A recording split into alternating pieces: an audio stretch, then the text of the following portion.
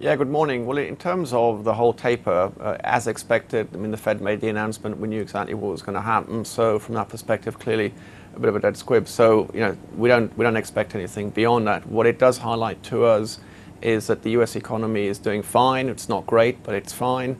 And clearly a US economy which is doing fine is particularly good for Asia within an EM context. It's much better for Asia than it is for Latin America or even for EMEA. And so from that perspective, we continue to be overweight Asia. We think the outlook into the end of the year for Asia in particular is positive, driven by better demand. We're seeing that in Korea. The export numbers generally tend to be good for Asia. The current account surpluses are rising, all of which is supportive of equities. So it's an up end of the year as far as we're concerned.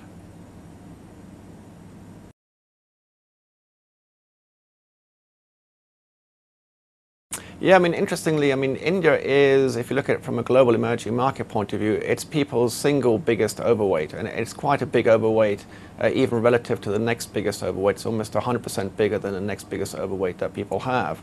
So foreign investors are very well positioned in India. They were pretty much all along the whole sort of Modi rally. The question people are asking now is, okay, well, I've bought India relative to other markets in the EM and even in Asia. It's starting to look a little bit expensive.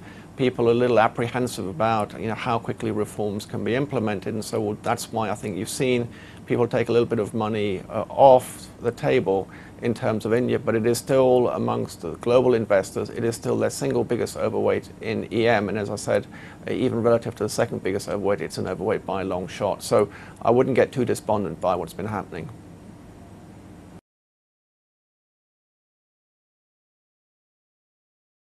I think well, unless you have additional reforms that are announced that currently aren't out there, so positive surprises, it's hard to see how India will get the same flows it's had in the latter part of the year compared to the first half of the year. So from that perspective, I think that's next to zero probability of that happening.